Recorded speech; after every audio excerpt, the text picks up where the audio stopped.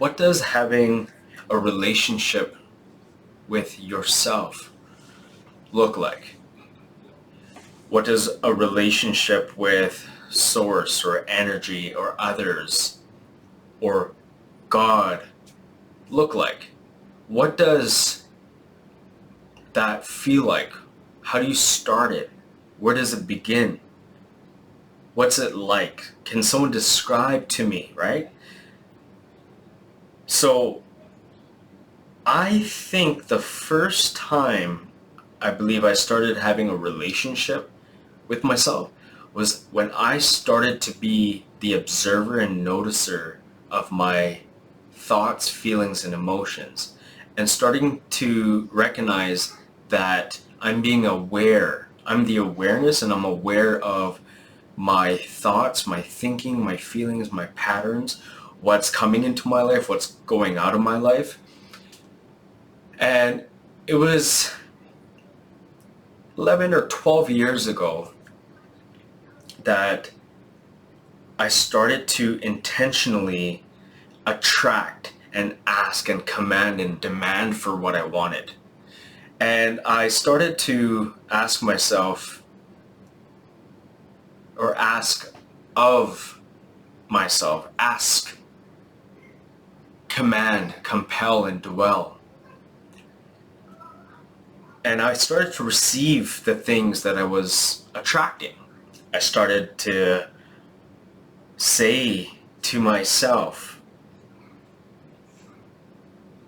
what I want, what I truly know I deserve. And what that means is if you attract a relationship, if you attract any relationship, or if you attract a job or a car or money, if you are asking, truly desiring of something, and it didn't work out, or it doesn't work out or pan out or go with the flow the way you've expected it to, sometimes those are tests.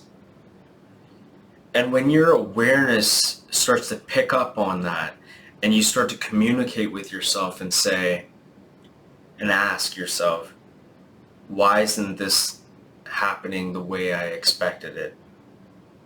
And you start to question it, and you start to sit in that space of acknowledgement and awareness. That's how I started to have a relationship with myself. Instead of jumping the gun and quitting and leaving, or before it even begins, or giving up, or failing, or thinking this was a mistake, it wasn't meant to be, and running away and thinking, oh, I gotta get something else, I gotta get another relationship, or I gotta get another job. Sometimes we have to sit in it with what we're asking. We have to be very specific with what we're asking. So if we asked for a relationship and we wanted what we wanted and how we wanted it, and it shows up into our life, sometimes we have to accept it the way it has entered into our life for it to manifest truly into the growth potential it's going to become. We can't keep ditching ourselves, ditching the relationship, ditching life, ditching what we've asked. It takes progress and a work in progress and time and effort to really, truly call into existence our true potentials, right? So like, sometimes you can't just end something, you have to grow it. You have to maintain it. You have to water it, right? We have to be very specific while we're in it, right? So we can be in something, a job, a new car, a new relationship, and something happens, our house, something breaks down, and we have to say, okay, I understand that this broke down. I manifested this. I understand it served me. Whatever broke down, right? It could be anything. And I appreciate it nonetheless. I give it gratitude and love and appreciation because I know more can come out of this. We have to learn to stop giving up. I haven't made videos in a long time because there's so much content out there. There's so much people talking about the same thing over and over and over again and having different approaches on it. And they stay in their lane. Me, I don't stay in my lane. I have many lanes, and I try to piece them together for you guys so you guys can understand that there's many levels to growth, mind, body, spirit, right? You can understand all things and everything together all at once while growing and expanding your consciousness and awareness. You don't have to think one thing is broken and I'm focusing on the one thing and I can't grow other things and maintain other things. That's not true. That's a lie. That's a myth. I've been able to do multiple things all at once with focus on all things all at once while growing all aspects of my life without hindering anything, without dismissing anything. So you can do the same thing. You have to understand that your relationship with anything, your relationship with anything comes with a lot of understanding yourself, questioning and listening to the whispers, and sitting in it if it doesn't work out. It doesn't mean that it's never going to work out. It's a test. Everything are cycles, patterns, and karmas. It's a test. So like I'm saying is, when you attract anything, right? Put your mind on anything,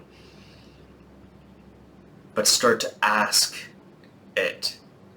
Start to ask, what does this mean? Like something is going awry, something's not working out, something's happening here. Look inside yourself. Maybe it's a test for who you are. It's not because of them. Maybe you need that thing to break down. Maybe you need that relationship to break down. Maybe that's what you needed. Learn to think and sit in it and grow from it and maintain it and change instead of running away and giving up. Because that's all you're going to do your entire life until it's over. It's too late because you've never sat in it. Learn to sit in that patience and not need to run away and say, this is wrong, this is not right, this is not meant for me, it's not meant to be. There'll become times where, yes, you're on the wrong path and things aren't meant for you. But when you are aligning yourself, there's still going to be tests, trials and errors, karmas and patterns and cycles. But now you're woman enough or man enough to sit in it, to ride it out, to grow from it, to water it, right? That's truly having a relationship with yourself or with God or with your spouse or with others, with your children. Sit in it. Don't run away. That's what I'm trying to say. This is so deep, you need to book a consultation or have a session or really have therapy with yourself to really, really start understanding the unfolding of your true nature, right? Nobody's perfect. I'm not perfect, and I'm not going to be. I'm still growing. I'm always ever expanding, right? So are you. So don't beat yourself up. Things change. You need to be changing. But learn to face your fraudulence. Learn to accept and admit to your fraudulence. Okay?